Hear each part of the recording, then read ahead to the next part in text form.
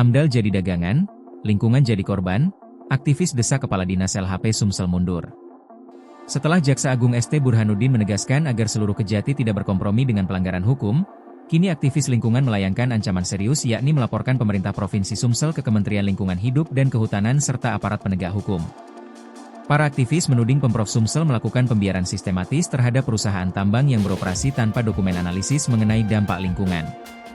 Lebih parah lagi, izin operasi yang seharusnya mensyaratkan AMDAL justru diterbitkan pejabat provinsi tanpa dasar dokumen tersebut. Praktik ini dianggap sebagai bentuk melegitimasi perusakan lingkungan. Prakteknya banyak kita temui di lapangan, ini bukan sekadar kelalaian administratif tapi persekongkolan. Jika benar Kepala Dinas Lingkungan Hidup Sumsel dan Gubernur memberi izin tanpa AMDAL, padahal itu syarat mutlak, maka mereka justru menjadi bagian dari perusak lingkungan, tegas Koordinator Advokasi Perkumpulan Sumsel Bersih, Arlan pada Minggu 17 Agustus 2025. Aktivis menilai pola, bangun dulu izin belakangan, sudah menjadi kebiasaan buruk di Sumsel. AMDAL kerap hanya dijadikan formalitas untuk melengkapi berkas setelah proyek berjalan. Ini sangat berbahaya. Proyek tambang atau jalan hauling sudah terlanjur berjalan tanpa kajian dampak.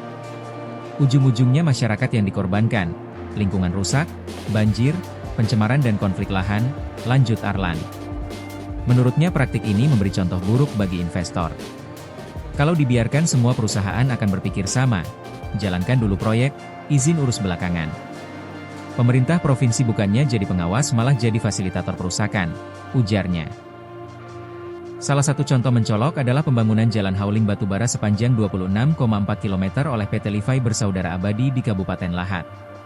Proyek ini bahkan telah diresmikan Gubernur Herman Deru awal Agustus lalu, meski perusahaan diduga belum mengantongi AMDAL maupun izin pinjam pakai kawasan hutan.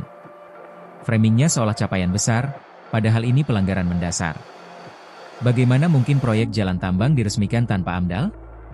Ini presiden buruk dan bukti nyata pembiaran, tandas Arlan. Tak hanya itu, lahan eks tambang Putra Hulu Lematang di Kabupaten Lahat juga menjadi sorotan. Aktivis menemukan area bekas tambang masih aktif ditinggalkan tanpa reklamasi.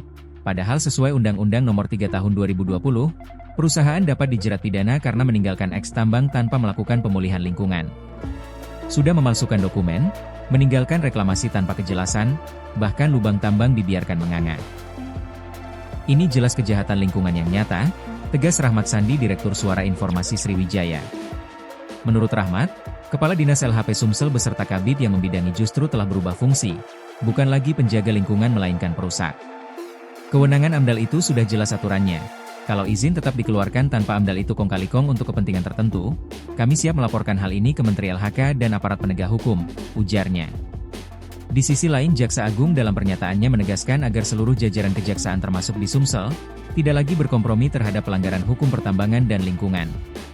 Instruksi itu kini menjadi ujian besar bagi kejati Sumsel, berani menindak perusahaan tambang nakal dan pejabat pemberi karpet merah, atau tetap membiarkan praktik izin seremonial yang selama ini merusak bumi Sriwijaya.